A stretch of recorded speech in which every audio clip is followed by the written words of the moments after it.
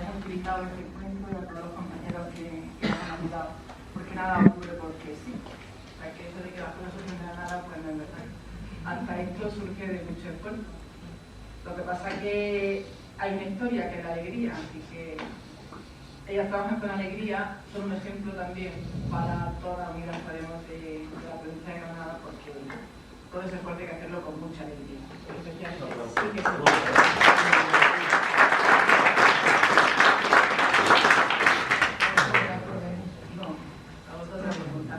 A ver, yo lo que quiero ya compartir hoy con todos vosotros y con todas vosotras es el problema principal que hay en España, que no aparece ni en el gobierno estatal ni aparece en el gobierno andaluz, pero que está ya dicho por todos los organismos internacionales. El principal problema que tiene España es la pobreza infantil. Ese es el principal problema. Entonces, cuando hablamos de las cuestiones primordiales, que se habla mayor, por ejemplo, en el debate, la cuestión primordial, como en todas las casas, hay siempre cuestiones primordiales sobre las que hay que actuar. Y lo primordial no es lo vistoso, lo llamativo, lo primordial es comer. Lo primordial es lo primordial. Lo primordial es el futuro de nuestro país. Y estamos aposentando nuestro futuro en un 40%, por ejemplo, en Granada, estamos aposentando el desarrollo en un 40% de pobreza. Los menores pobres en Granada capital representan 4 de cada 10. Desarrollar Granada en esa pobreza es desarrollar el futuro de Granada en eso, en no haber futuro, ¿no? Y lo que hay es una gran diferencia brutal. Entonces, cuando estamos hablando de pobreza infantil, no nos estamos refiriendo a las capacidades que tenga el niño o la niña, sino que realmente nos estamos refiriendo a las condiciones de vida de la familia. Si hemos dicho, por ejemplo, que en Granada 4 de cada 10 menores están en riesgo de pobreza y el 13,3% son pobreza severa. Por ejemplo, en la provincia de Granada, pueblos como Albuñol, Sorbilán, Atarte, Illora, Pinospuente, Fuente Vaquero, Guadalhortuna, tienen un nivel de pobreza infantil por encima del 50%. Y algunos de ellos están en un 76%. Nos imaginamos que la pobreza infantil es, yo conozco más Granada, la zona norte de Granada. Vale. Cada barrio de nuestras ciudades, en cada barrio de nuestras ciudades existe pobreza infantil. Y eso, donde se ha estudiado, se ha visto así. Ocurre en todos los sitios.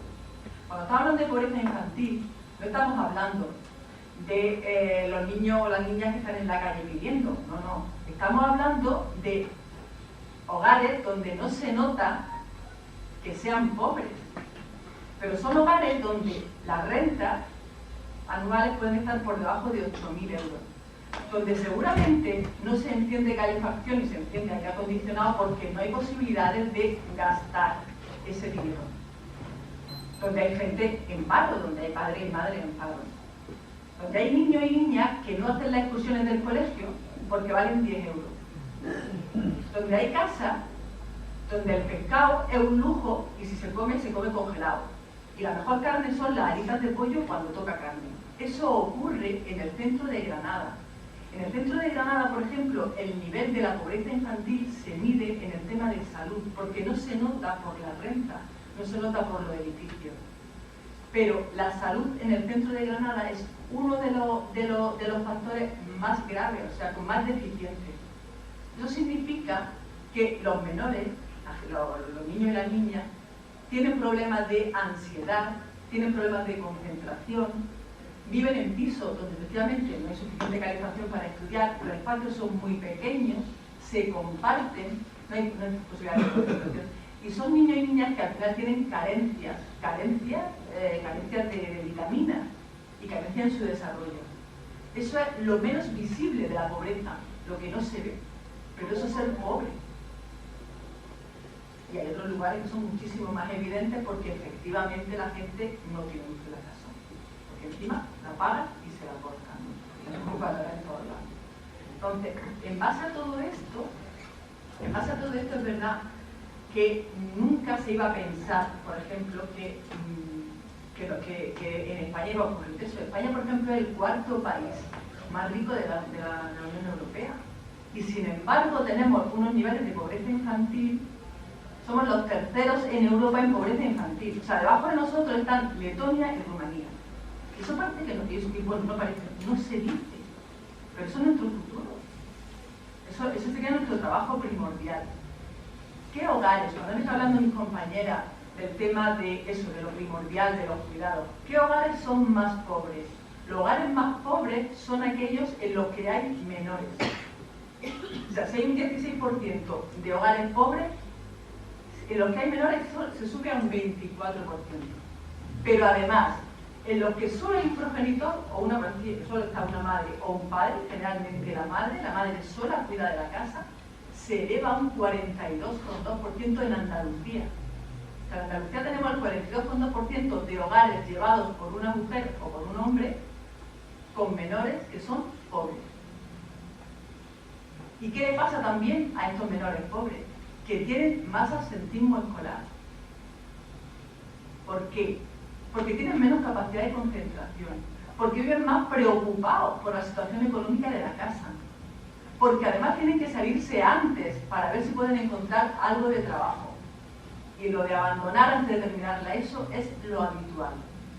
Y lo que nos dice la UNICEF, y lo que nos dice incluso la Secretaría de Estado, que lo he dicho, pero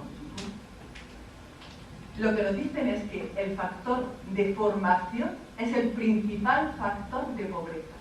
O sea, la gente que no está formada es la gente que tiene más posibilidades de ser pobre. Los menores que no están formados son menores pobres. Y son los menores que serán adultos pobres. Porque la pobreza se cronifica y se mantiene. Entonces, ¿qué nos dice, por ejemplo? Lo que nos dice UNICEF, ¿vale? Que es lo que UNICEF ha hecho como un programa para que todos los países lleven ese programa, ¿no? Y lo hace por eso, entre otras cosas porque, igual cuando estamos hablando de términos sanitarios no decimos esto de prevenir mejor que curar, pues esto es lo mismo. Gastamos menos dinero en prevenir que en curar, es decir, los recursos, el dinero que estamos gastando en la pobreza que ya existe es superior al dinero que gastaríamos si lo único que hacemos es prevenir que existe esa pobreza. Entonces, UNICEF lo que nos dice a los países es que la mejor inversión que puede hacer un Estado es combatir la pobreza infantil. Y la mejor inversión que puede hacer es sobre políticas de infancia. La mejor inversión. Y dice que lo que tenemos que hacer es mejorar la prestación por menor a cargo. En España me parece que tenemos una prestación de 22 euros por menor. A ver cómo se pone eso. Hacer certificaciones estatales de aquellas familias que son monomarentales o monoparentales que tengan menores, es decir, controlar qué familias son las que tienen más riesgo, porque para poder actuar bien. Aumentar el gasto público en todo lo que tiene que ver con políticas de familia y con políticas de infancia. Aumentar el gasto público en educación, porque eso mejora la inclusión, no hacemos menores excluidos socialmente y además practicamos la equidad. Hay que priorizar la educación de 0 a 3 años, las becas y la lucha contra la segregación escolar.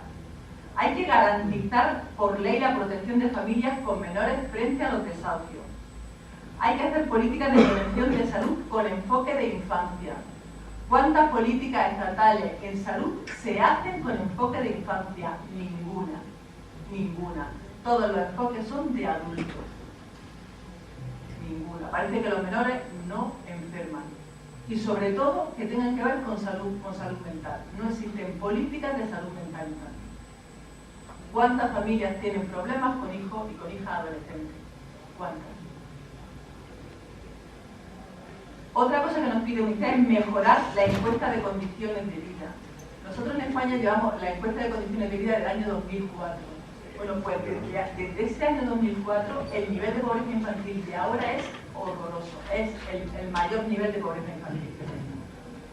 Y se supone que, fíjate, desde 2004 hasta ahora sí se ha desarrollado el país. Somos más ricos y más... somos más ricos. Entonces, ¿qué se ha hecho, por ejemplo? Ocurre en diputaciones, ocurre en ayuntamientos, ocurre en políticas estatales. ¿Qué hacemos? Programas de intervención familiar para evitar exclusiones sociales. Hacemos programas de tratamiento familiar cuando hay familias que ya tienen menores con problemas de adaptación. Hacemos programas de intervención directa a adolescentes cuando ya tienen problemas. Hacemos programas de asentismo escolar. ¿Sí? Hacemos programas muy concretos que no tienen como eje la pobreza infantil. Con todos esos programas que se han hecho estatales, autonómicos y locales, no hemos mejorado para nada las tasas, todo lo contrario, han ido en aumento. ¿Qué se propone con esto? Lo que se propone con esto es que el eje sea la pobreza infantil. Detectar dónde existe riesgo de pobreza infantil, sobre todo donde ya existe, y a partir de ahí hacer líneas estratégicas, es decir, donde yo detecto que existe un menor pobre, ahí yo empiezo a trabajar con capacidades profesionales de los padres, capacidad de la vivienda o sea, que sea soberana energéticamente, que sea una vivienda que no tenga que gastar tanto en energía. A partir del menor pobre es cuando yo empiezo a hacer los trabajos.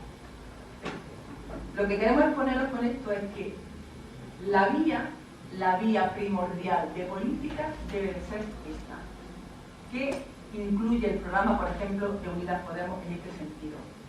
Incluye cobertura universal y gratuita de la educación de 0 a 3 años. Esa educación debe estar también en los programas fijos y estatales.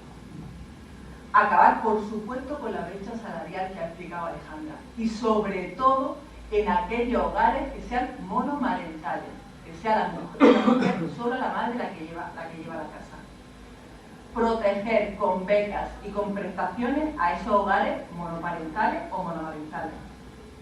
Prestar un mayor cuidado a los menores. Aumentar ese un 50% eso que se va dando en los hogares que haya menores. Y aumentar la inversión pública de la infancia hasta llegar a la media europea, que no la tenemos. Aquí, por ejemplo, hace muy poco, en Andalucía, en septiembre, el grupo parlamentario de Adelante ya presentó algo que tiene que ver con este plan contra la pobreza infantil, porque hablaban de que la renta mínima de inserción se blinde, la renta mínima de inserción que se blinde con esos hogares, ¿no? Que haya transparencia en todas las políticas de infancia, que se ayude a menores, que tienen lugares oficiales de pobreza, que exista un plan de protección frente a esas familias monomarentales, que exista un plan andaluz contra la pobreza y la exclusión social. Lo que nos pide Europa es que en 2020 el índice de pobreza infantil sea inferior al 17%. Imaginaros si es alto. Lo que pasa es que estamos partiendo con índices del 26, del 36, del 40, o sea, conseguir que solo exista un 17% de población infantil pobre es un logro y nos parece una burrada, ¿no? Universalización también se ha pedido aquí en la Junta de Andalucía para la educación infantil de 0 a 3 años gratuita y de calidad. ¿Qué ocurre ahora? Que hay educación infantil de 0 a 3 años, pero no es tan universal. No todas las familias tienen acceso a esa educación de 0 a 3 años y gratuita y de calidad. Para que tenga calidad hay que pagar dinero. Y hay que reformar la ley 1305 de desahucios, porque realmente no está protegiendo a las familias con menores. Terminan por no protegerlas. Las familias con menores también van a la calle. O sea que lo que planteamos es, el principal problema de España es la pobreza infantil. Y en base a eso, mirar qué se ha hecho hasta ahora con todos los gobiernos que ha habido, que no se ha tratado como principal, y yo estoy convencida que Unidas Podemos es ahora mismo el único partido que sí que ha planteado propuestas específicas que tienen que ver contra la lucha contra la pobreza infantil.